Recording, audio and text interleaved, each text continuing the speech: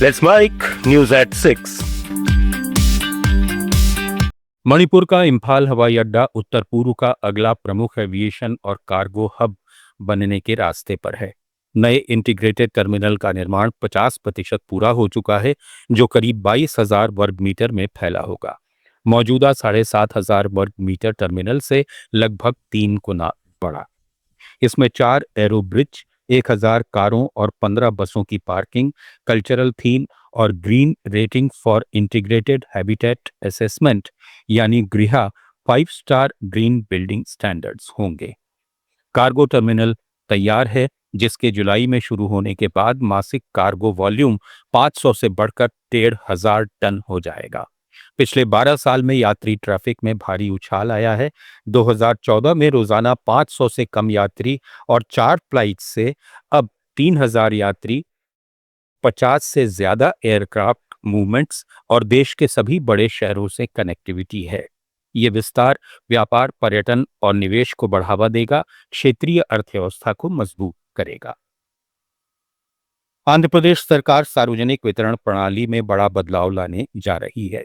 Civil supply मंत्री नंदेदला मनोहर ने एक मीडिया हाउस से बातचीत में कहा कि राशन कार्ड धारक अब चावल की जगह डिजिटल मुद्रा का विकल्प चुन सकेंगे, जिससे उन्हें राशन दुकानों पर ज्यादा सामान खरीदने की आजादी मिलेगी।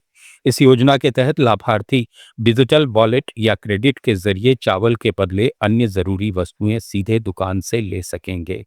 सरकार विजयवाड़ा और विशाखापट्टनम जैसे इलाकों में इस मॉडल का परीक्षण कर रही है, ताकि राशन प्रणाली को और पारदर्शी और उपभोग का अनुकूल बनाया जा सके। मेघालय सरकार एमएसएमई क्षेत्र को गुणवत्ता प्रमाणन की ओर प्रोत्साहित कर रही है। शिलांग में वाणिज्य और उद्योग निदेशालय में हुए संवेदन कार्यक्रम में करीब 60 उद्यमियों और अधिकारियों ने हिस्सा लिया, जहां बीआईएस प्रमाणन, भारतीय मानक दस्तावेजीकरण और उत्पाद परीक्षण की प्रक्रिया पर चर्चा हुई। निदेशक मूनलैंडर वानशोंग ने कहा कि प्रमाणन उत्पादकता बढ़ाने, प्रतिस्पर्धा मजबूत करने और बड़े बाजारों तक पहुंच बनाने में मदद करेगा, जिससे एमएसएमई की बाजार स्वीकृति और उपभोक्ता विश्वास बढ़ेगा।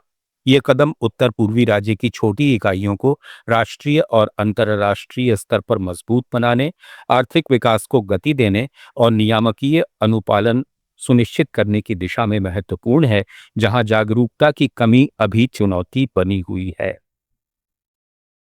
कर्नाटक सरकार ने बेंगलुरु के पास ग्रेटर बेंगलुरु इंटीग्रेटेड टाउनशिप परियोजना के पहले चरण के लिए 518 एकड़ भूमि अधिग्रहण की अंतिम अधिसूचना जारी कर दी है।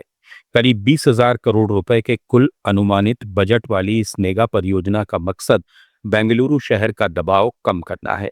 इस टाउनशिप के लिए कुल 9,600 एकड़ जमीन अधिग्रहित की जानी है, जिसके तहत सरकार भूमि मालिकों को करीब 2 करोड़ 14 लाख से 2 करोड़ 55 लाख रुपए प्रति एकड़ का मुआवजा या फिर 50% विकसित आवासीय प्लॉट देने का विकल्प दे रही है।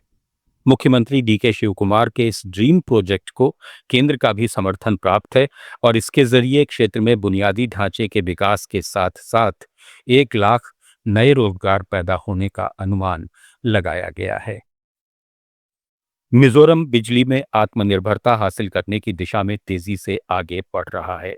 सरकार 132 मेगावाट क्षमता वाले तुईवाई हाइडल पावर प्रोजेक्ट को तेजी से आगे बढ़ा रही है, जिसकी डीपीआर तैयार हो चुकी है और जल्द ही फंड आवंटित कर काम शुरू किया जाएगा। सैतुआल जिले में स्थित इस प्रोजेक्ट के साथ ही पावर विभाग के कॉरपोरेटाइजेशन और अनबंडलिंग की प्रक्रिया भी तेज की जा रही है, ताकि जनरेशन, ट्रांसमिशन और डिस्ट्रीब्यूशन को अलग अलग इकाइयों में बांटकर दक्षता बढ़ाई जा सके। ये कदम राज्य की बिजली उत्पादन क्षमता बढ़ाने, आयात पर निर्भरता घटाने और ऊर्जा क्षेत्र को आर्थिक रूप से मजबूत बनाने की दिशा में महत्वपूर्ण माना जा रहा है। न्यूज एट 6 में फिलहाल इतना ही। जुड़े रहिए लेट्स माइक के साथ। आप सुन रहे थे let's mic more than radio. Follow कीजिए हमें हमारे सोशल मीडिया प्लेटफॉर्म्स पर।